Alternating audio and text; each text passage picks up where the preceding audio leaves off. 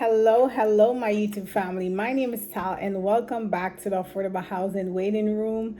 On this platform, we talk about all things affordable housing. We share tips and resources to help you navigate through the process and also to help you while you're living in an affordable housing development.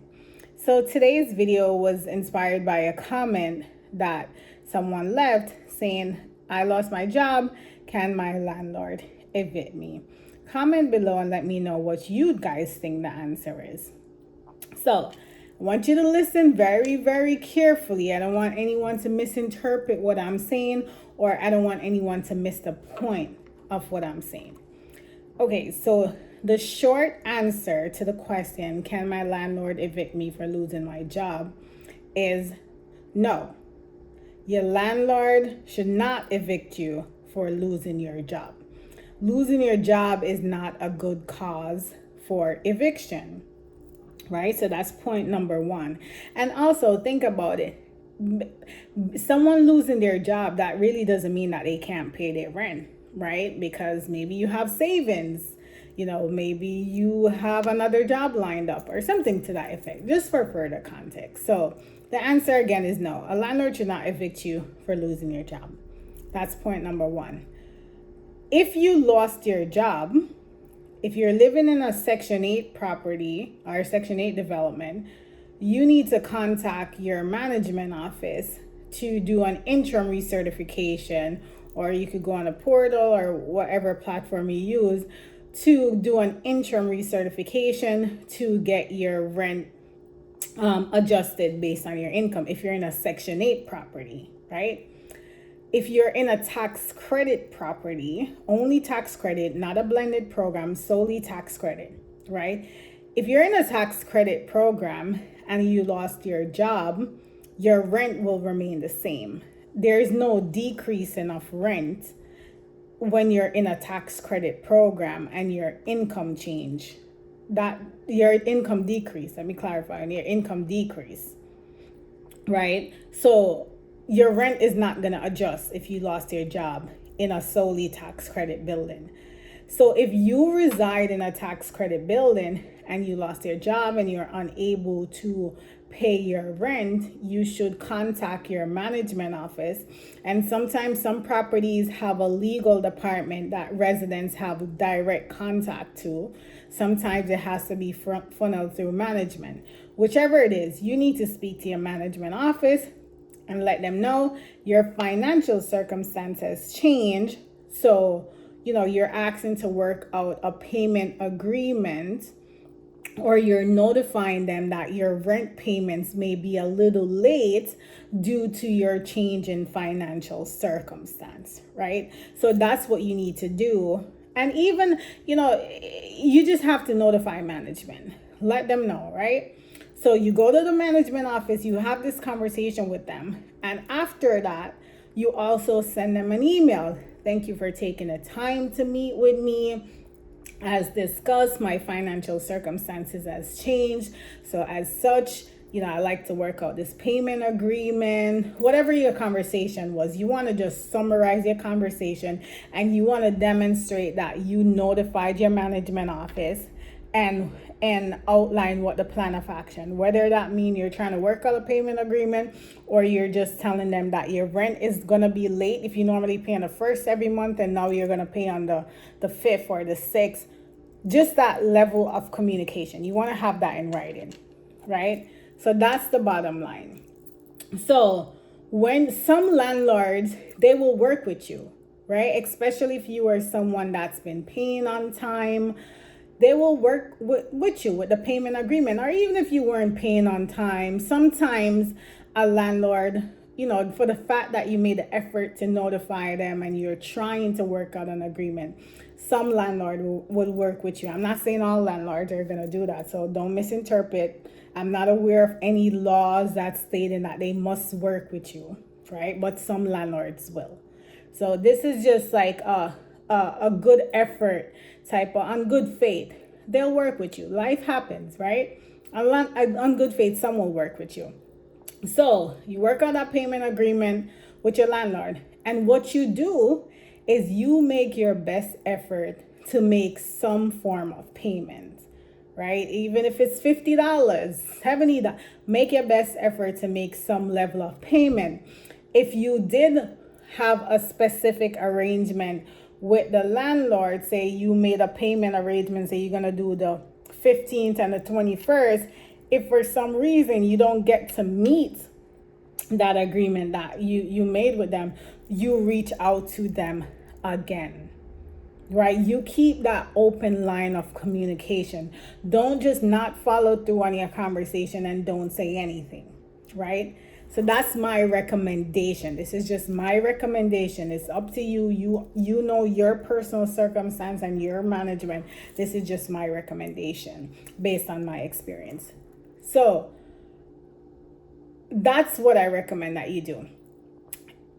Here's what could happen now. If you lost your job, right, and you don't reach out to your management and you just stop paying your rent with no communication, no nothing, right, then what will happen, then that will start a non-payment case.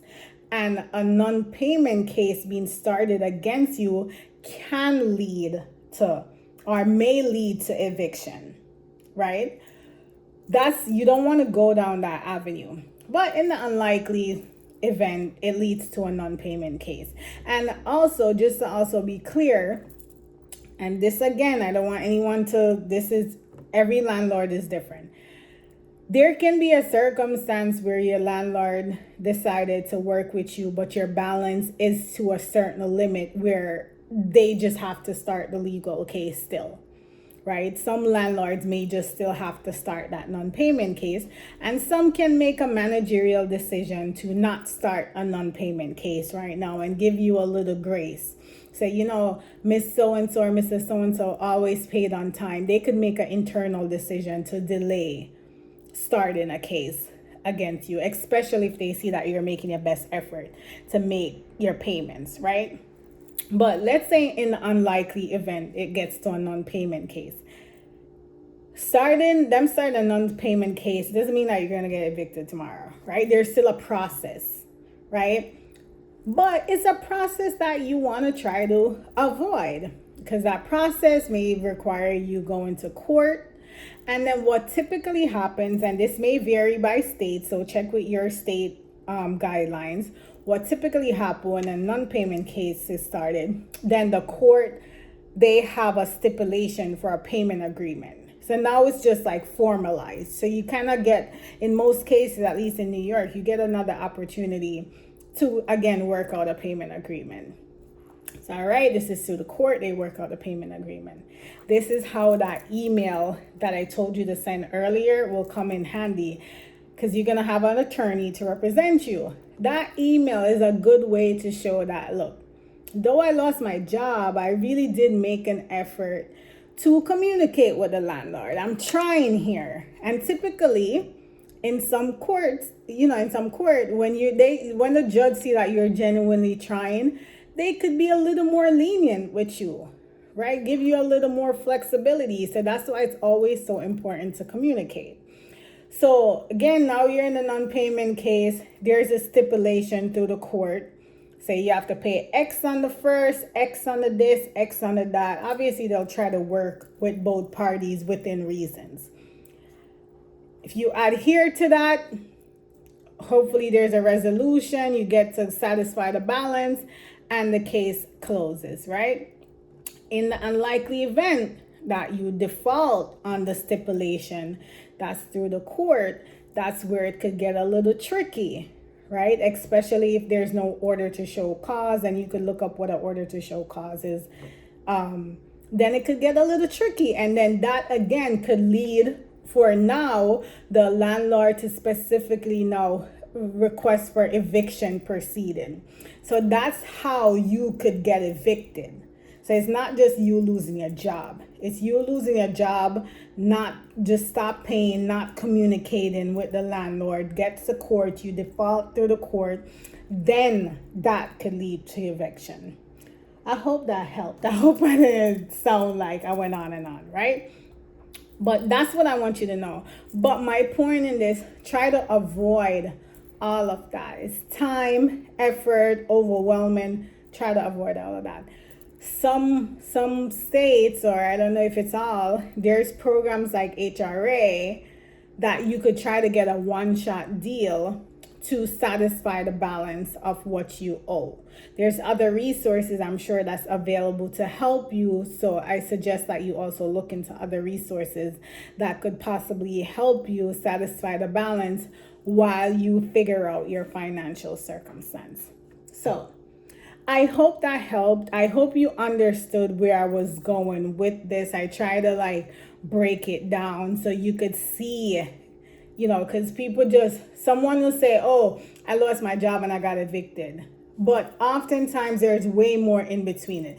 Personally, first of all, you should always know that if you're living in an affordable housing development, there's always have to be a court process, right? And again, landlords will only evict you for good cause. Even in New York City, there's a good cause law, right? So look that up. Look up what is classified as good cause, so you could get an understanding for your own purposes. If you're in New York City, you should know what good cause laws are, so you're not paranoid for no reason. But what's the most important thing, again, if your financial circumstance changed, specifically you lost your job, communicate. I see sometimes a lot of residents just shut down. I can't, I know it has to be a lot, right? The last you're thinking about is to communicate with someone. But it's better than you just making bad enough you lost your job, but now you kind of shutting out the world and not being on top of the things that you're supposed to be on. It's not gonna make your situation any better. If anything, it's probably gonna make it worse, and you don't want anything worse to happen to you, right? So I know it will be a lot on your mind and so forth, but make your best effort to communicate. It will do you more justice than anything. So please, I'm asking you, communicate. And you don't have to give anyone, you realize the terms that I use, my financial circumstances change. You don't even have to say I lost my job. I'm just saying, in theory, right? Because sometimes a lot of people, they don't want to share certain things. I know sometimes people don't want to recertify because they lost their jobs and they're thinking it's going to impact their housing. So they haven't come down to recertify because they don't want to write on the paper that they're no longer earning any income, because they're thinking the landlord is going to evict them for that. So guys, don't get in that mind space, right? Don't become paranoid. Know the guidelines for the program that you're in. And I hope that helps someone that haven't been doing their recertification because they don't want to report that their that they don't want to write zero income or tell the landlord, they don't want their landlord to know that they lost their job. Don't fail to recertify for that, right? Communicate. Please communicate. So I hope this video helps someone. And I wouldn't be me if I didn't also end with this, right? I know that must be a lot, you losing your job, never easy for anyone. But as you look ahead, right, just know that you are already equipped with what you need. The higher power has already equipped you with what you need. So though this is a time where it's so easy to become down and depressed, I want you to see the good in everything. And whosoever you serve, ask them to show you clear signs of the direction that you could go. Not every setback, not every circumstance of losing your job, that doesn't mean your world end. I want you to look ahead. I want you to know there's better out there for you, and I want you to know that the promises of the higher power is still sure, right? You are already equipped with what you need. For someone, this may mean, start the business you've been praying to start. For someone else, it may be, listen, be a little more flexible in what you do, right? Open up to other opportunities. This may be change career field. It may mean so many different things. So now is a good time to say, show me what's your message in this. And you don't have to be super religious or anything like that. But As for me, like one of the things that I'm so grateful, just to be very transparent with you, one of the things I'm so grateful for is my faith, right? And I say, God, show me the good, show me the good, because I know everything you do is for my good, and I may not see it now, but I know everything is for my good. And also, again, be flexible, guys. You know what I love about myself is that I make so much tough decisions in life, or decisions where others will think as risky, right? Because I know the level of my faith, right? And I also know my will to do what I have to, right? So even if that means you got to work some gigs, there's a lot of gig apps. Work some gigs to get that income, right? Even if that means you have to work 2 part-time job, or maybe change course from what you do, be flexible, guys. My life, I'm so grateful that despite where I am in life, I'm flexible. I am flexible, and especially when I have goals that I'm going out there and I'm doing my gigs, right? Oh, and it doesn't have to be in your field, right? I do gigs that's not related to anything in my field, anything from my education background, but I do them because I have goals that I want to achieve. So I'm like, while I'm able-bodied, while I have a little time, I'm gonna do it. And you may not have the same time I have, you may not have the same physical health that I have, but all I'm saying is tap into your creativity and bet on yourself, because the promises of God is sure. And believe me, he will not put you through anything he won't take you through. So though this may feel like a low point in your life, say, show me the good in this, because there has to be some good in it. So I want you to just be of good courage and know that all things, including you losing your job, will work together for your good. You may not see it now, but there's better.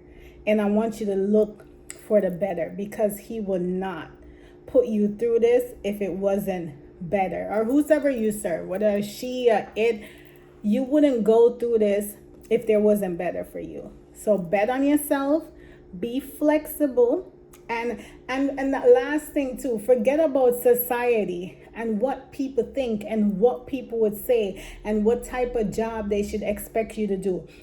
The only jobs you shouldn't do is if there's a moral line. Like for me, there's a moral line for me, right? So as long as it doesn't cross your moral line, forget about society. Don't, because they saw you in a corporate job and now you gotta flip between bartending or making pizza in a kitchen, they're gonna judge you. Forget about society. Do what you have to do for you. Believe me, and this is coming from someone that does it. So one day if you see me out there doing some gigs, you're like, huh, that is me. Because guess what, I have some goals, and I have some timeline that I want to achieve them. So I do what I have to do, as long as it doesn't cross my moral line. Nothing that society say would impact me. Oh, why are you doing this? You have a corporate job. Or why are you doing this? You have this position. Or you have a master's. I am doing it for me, for the goals that I have. So I encourage you to do what you have to do for you. And I know this probably segue into something different, but I'll be remiss not to say this. I wrote a book on the importance of just doing other gig work to supplement your income. So I couldn't have done this video without sharing that with you. So bet on you. All things are going to work together for your good. All right. Thank you for watching. Thank you for being a part of the community. And I'm sorry, guys. I'm sorry if it sounds preachy, but I'm just speaking from the heart, and I hope it blessed someone. But thank you for watching. Thank you for being a part of the community. I'm so grateful for you. I know if you lost your job, you're watching this, it may not be a bright time for you, but I want you to get up there and restore your faith. Bet on yourself and know that you could do all things.